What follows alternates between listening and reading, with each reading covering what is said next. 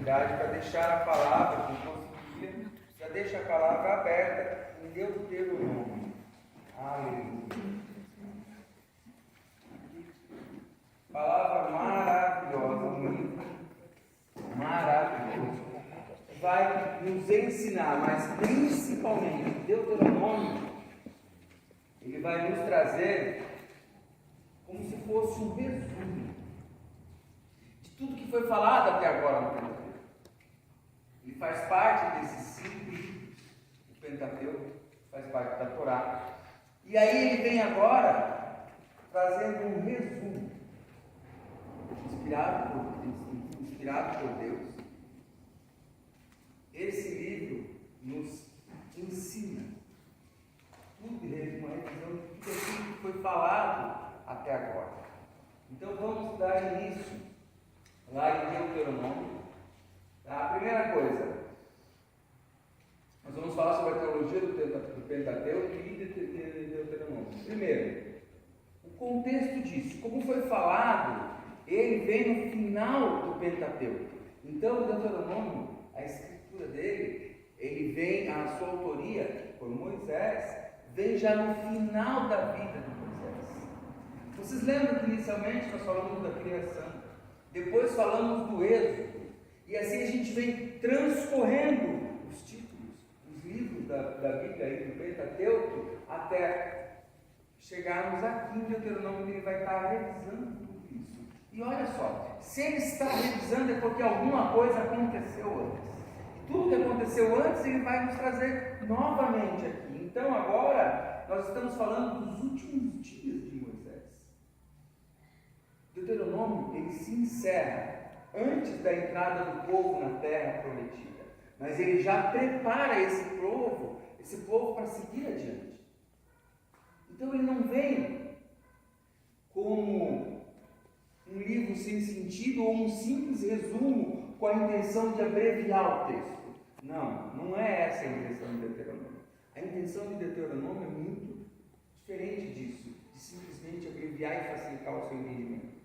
A intenção da escritura de Deuteronômio é que o povo lembre de tudo que foi vivido, de tudo aquilo que foi passado. Porque olha só, se a gente parar hoje para pensar no que nós vivemos há um dia atrás, a gente vai lembrar um pouco.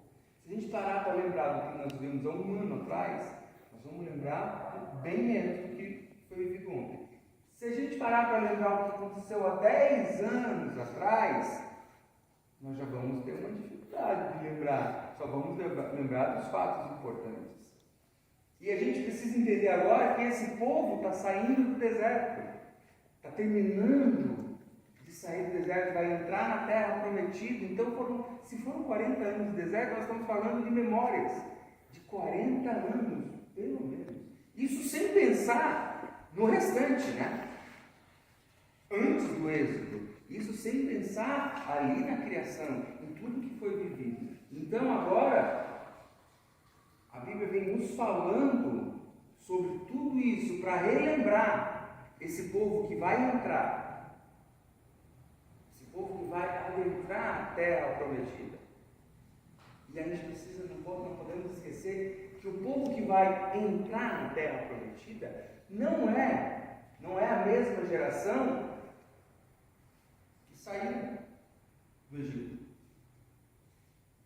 Porque o povo, quase todo o povo, as pessoas ficaram no deserto. Morreram no deserto. E agora, a nova geração que vai entrar na terra prometida. Então, eles precisam ser relembrados. Eles precisam ser estimulados, reavivados. Olha só, tudo aquilo que foi vivido pelos descendentes deles, agora é trazido de novo, de volta à tona, para que eles entendam o que está acontecendo, tá? O livro de Deuteronômio ele se divide principalmente em alguns itens importantes que vão se dividir aí adiante em 5 itens. Nós vamos falar sobre um pouquinho sobre cada um deles, tá? Mas principalmente eu gostaria de falar da estrutura de Deuteronômio, onde ele se divide assim. Se ele se divide em 5 partes, ele começa lá. na revisão da história. Então ele vai vir trazendo, e nós vamos ver ali em Deuteronômio 1, o primeiro discurso de Moisés. Deuteronômio 1 até 4, capítulo 4, 1 até o capítulo 4, nós vamos ver ele falando da história desse povo, tudo que eles viveram. E aí, quando fala da história desse povo, ele está falando desde o princípio. Ele vem trazendo a lembrança do que aconteceu, trazendo sobre a história desse povo. Na segunda parte, ele vem para a repetição da lei. Olha a importância. Ele começa reforçando a história. Ele começa falando da história do povo. Se eu perguntar para você, de onde você veio, você vai me falar.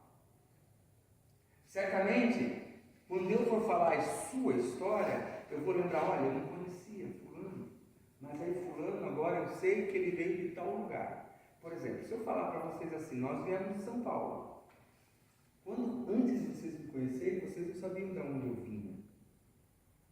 Hoje vocês sabem que eu venho de São Paulo. Quando alguém perguntar para vocês amanhã, de onde vem esse pastor?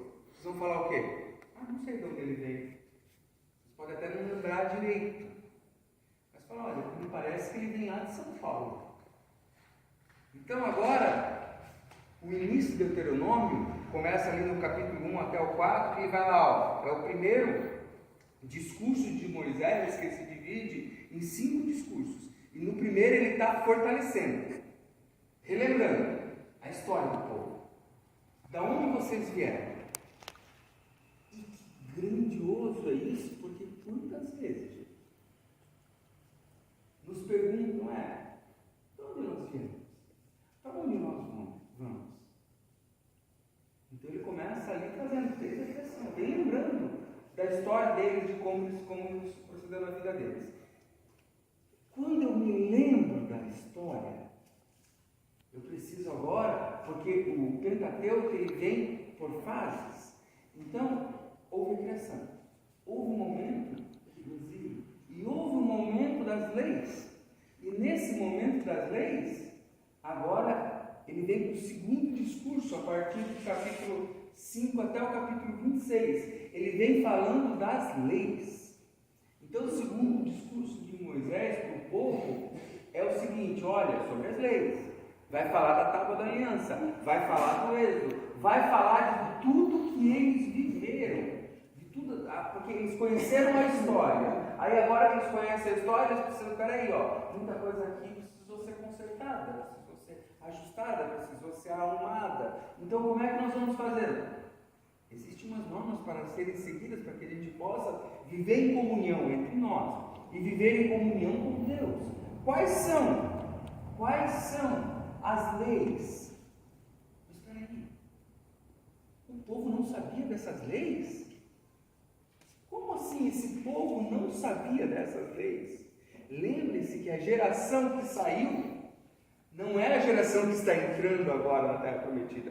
Quer dizer, a geração que saiu do Egito, agora já não é a geração que vai entrar na Terra Prometida. Então ele vem agora, Moisés, no seu segundo discurso, reforçando quais são as leis. O que você pode, o que você não pode fazer. Como eu adoro a Deus, como eu agradeço a Deus, como eu tenho a remissão, o perdão dos meus pecados. Poxa, e se eu pecar, o que acontece comigo? E se eu tiver uma questão jurídica para decidir isso com o meu irmão, como é que isso é feito? Tudo isso vem trazendo na lei. Então ele vem agora mostrando para esse povo, e observa o Deuteronômio agora. Ele está fechando o Pentateuco. Ele está fechando o Pentateuco, então ele vem trazendo agora. Peraí. Vocês vieram daqui. Vocês vão para lá. Mas para vocês chegarem lá, vocês não podem chegar de qualquer jeito e fazendo do jeito que vocês quiserem. Então vocês vão ter que fazer alguns passos importantes para que vocês entendam que, por exemplo, preciso respeitar a autoridade, preciso respeitar o meu irmão, preciso respeitar as pessoas, mas acima de tudo, não posso desrespeitar meu Deus. Então ele não vem de forma aleatória, simplesmente pensando em colocar esse povo debaixo de uma, como eu diria, debaixo de uma autoridade desconhecida dos céus. Ele vem mostrando para esse povo, é assim, faz desse jeito. Porque vocês lembram que quando foi falado sobre Êxodo, o povo ainda não tinha as leis. Naquele momento não tinha tabernáculo, eles não tinham onde adorar. E agora eles descobriram no Êxodo onde adorar. Foi-lhes dado um direcionamento para onde adorar, como isso deveria ser feito, como sacrificar, como ter a remissão do pecado. Tudo isso foi falado lá no Êxodo. E ele está reforçando, vocês têm que continuar. Vocês não podem parar de fazer isso. Por quê? Por que não pode parar? Senhor, eu peço para Deus, Senhor, Pai, ajuda a comprar aquele carro. Aí compro o carro, não faço mais nada. Deus me ajuda a comprar aquele carro e eu não dou uma carona por mão da igreja. Deus ajuda a comprar aquele carro e ele tem mais valor para mim do que os meus irmãos e a minha família. E nós acabamos sendo assim. Então agora Deus está falando assim para esse povo: olha, eu tirei vocês da escravidão lá no Egito. Vocês passaram, as suas gerações anteriores passaram por sofrimento lá no deserto. Vocês estão ainda sofrendo no deserto. Vocês vão entrar na terra prometida. Mas entrar na terra prometida não quer dizer que vocês têm que deixar a história para trás, a lei para trás. Não quer dizer que entrar na terra prometida acabou a promessa. Vocês têm promessa, mas vocês vão ter que seguir as leis. Essa é a intenção do Deuteronômio, é que o povo não se desvie. E aí, como ele trabalha isso? No discurso, o terceiro discurso dele, ele vem falando, depois eu vou ler, ele até estava lendo para a gente em casa agora há pouco, e no terceiro discurso dele, que é ali nos capítulos 27 e 28, ele vem falando das bênçãos e maldições. Anotem. Eles vêm falando agora, nas bênçãos e maldições, e daqui a pouco nós vamos falar, vamos entrar e vamos fazer a leitura. Por que bênçãos e maldições? Mas como assim? Maldições, o povo foi amaldiçoado? Não. O povo não foi amaldiçoado, mas foi decretado para aqueles que desobedecessem. Foi decretado para aqueles que saíssem da vontade de Deus, que desrespeitassem o que era propósito de Deus na vida de cada um. Vamos adiante. No quarto discurso, falamos, do capítulo 29 a 30, falamos da renovação da aliança. Quarto discurso de Moisés, ele vem falando agora da renovação da aliança. A aliança que foi feita no deserto agora é renovada. Vocês lembram que eu falei que entrar na terra prometida não quer dizer que acabou por ali? Espera aí, nós andamos, eu passei por essas provas, eu alcancei a vitória e agora eu não paro. Não, agora você não para. Agora você prossegue. Imagina você que você se converte hoje. Aí você olha para o pastor Johnny ministrando lá no altar. Aí você fala assim: eu quero chegar um dia naquele altar e ministrar. Aí você começa a estudar, aí você começa a buscar, aí você começa a se envolver com a obra do Senhor. E aí, num determinado momento, você é separado para a obra. Você é separado para ser um diácono na obra do Senhor. Beleza, eu pensei o diaconato. Não, mas eu não estou satisfeito com isso, eu vou continuar. Aí você começa a mergulhar mais fundo na palavra de Deus. Começa a se aprofundar na palavra de Deus, buscando mais conhecimento. Porque o que você está buscando? Não é só isso, você está buscando crescer em graça e conhecimento. Então você começa a estudar mais, a se aprofundar na palavra, a orar mais, a se ajoelhar mais, a ser mais prostrado. Os seus pensamentos vão mudando, o seu comportamento vai mudando. Aquele que bebia não bebe mais, às vezes ninguém precisa nem falar para ele. Aquela mulher que usava um decote curto já não usa mais, não precisa nem ser ministrado tanto isso para ela, porque o próprio Espírito Santo já vai trabalhando na vida da pessoa. E por que nós estamos falando então sobre isso? Porque nós estamos falando de renovação renovação da aliança. O trabalho não termina quando eu cheguei no meu objetivo. Porque o trabalho termina quando eu chego recebo o meu galardão no céu. Então o meu trabalho não termina quando eu chego no pastoreio. Não termina quando eu chego no diaconato, no presbitério. Ou não termina quando eu compro a minha casa própria. Ele termina quando eu recebo o meu galardão no céu. E até lá eu não posso reduzir o passo, diminuir a forma como eu estou trabalhando, porque existe um propósito muito maior do que o meu, que é o dele. Quando a gente vem para a igreja na primeira vez, a gente não vem para a igreja pensando em ser elevado. Só que quando a gente entra na igreja, a gente acaba olhando para as pessoas aqui e pensando, eu quero estar lá. Quando na verdade, não é lá que eu quero estar na horizontal. É lá na salvação. E a gente se perde nesse caminho, gente. Então aqui ele vem renovando a aliança e mostrando, olha, existe um trajeto que vocês vão traçar até chegar onde vocês querem. Mas onde vocês querem chegar não é o plano aqui na terra, é o plano dos céus, porque os planos deles são maiores do que os nossos. Mas a gente meio que se perde nesse trajeto, olhando mais para as coisas no horizontal, buscando as coisas no horizontal do que no vertical. Olhamos da cadeira e queremos o altar. Olhamos do altar e queremos a presidência.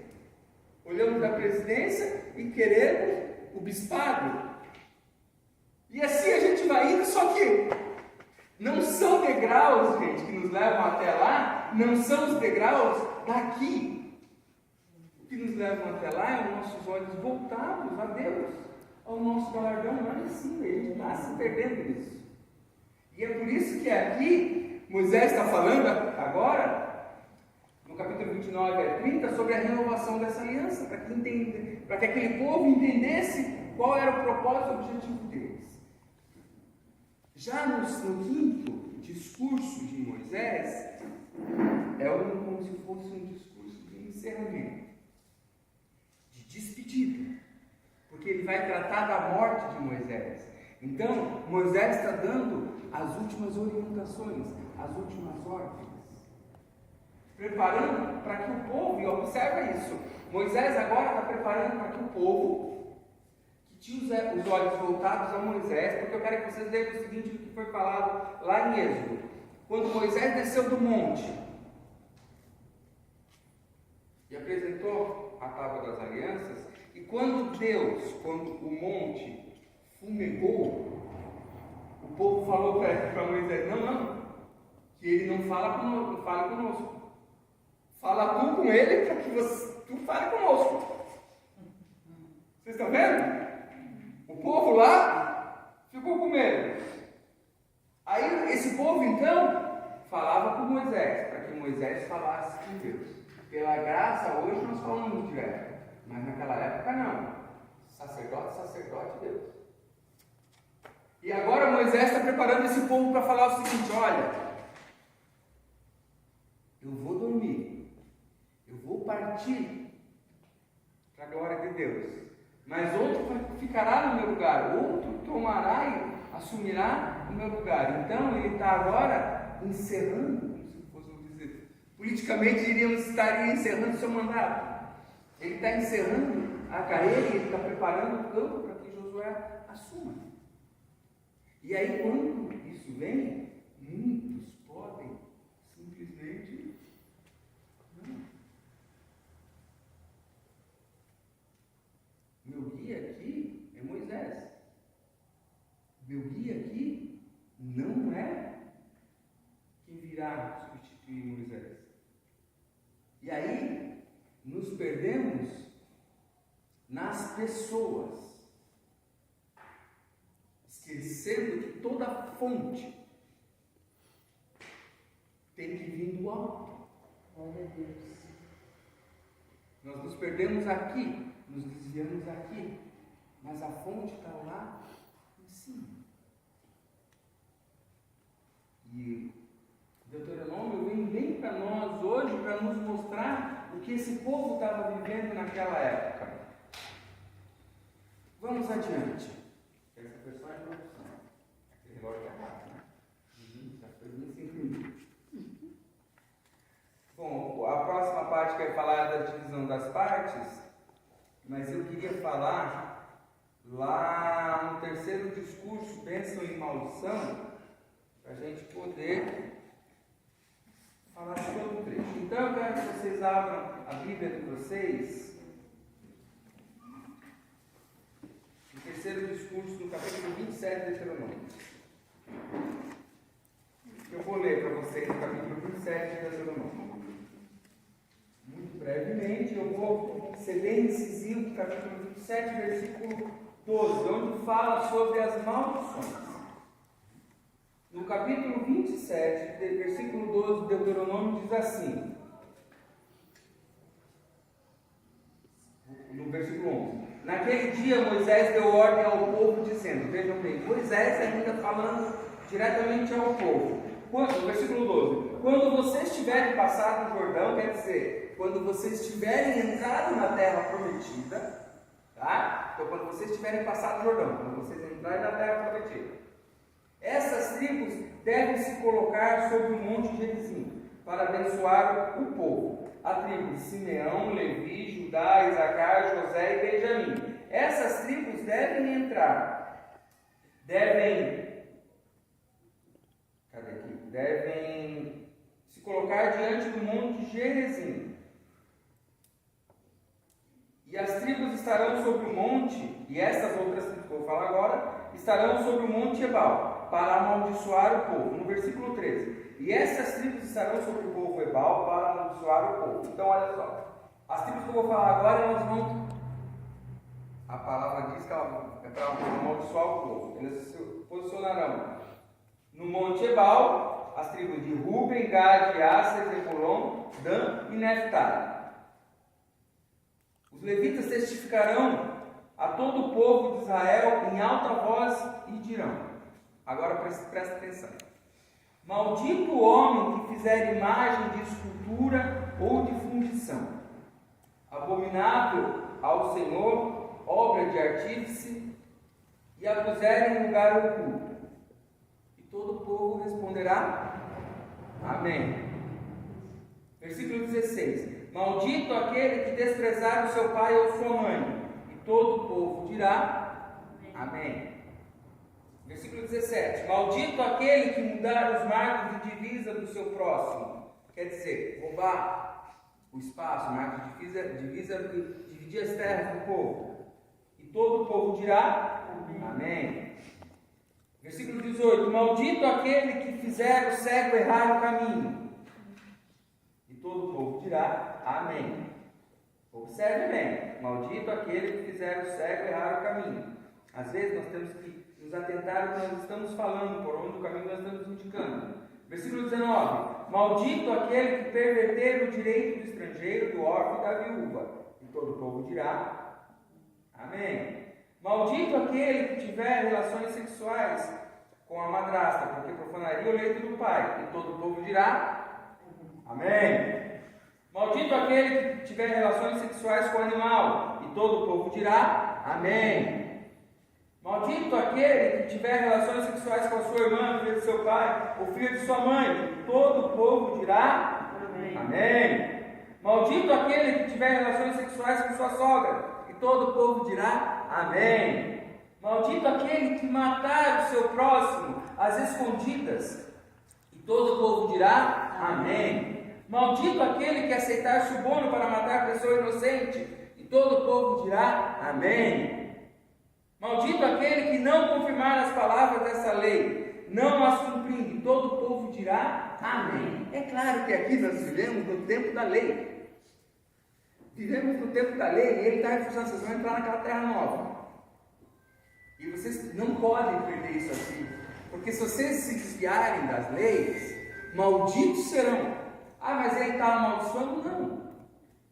Ele está dizendo, maldito será se você fizer isso aqui.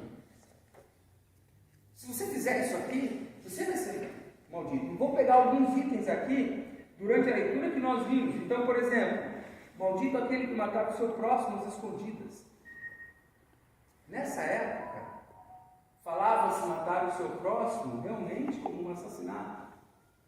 Ah, mas nós não vamos matar ninguém. Mas o que vocês acham que nós fazemos espiritualmente dentro da nossa igreja, quando nós falamos de alguém, fofocamos, quando falamos coisas que destroem dentro da nossa igreja? Não é matar? Não estou matando o espírito?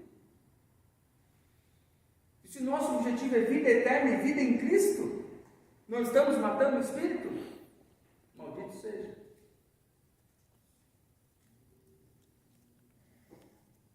Teve outro aqui.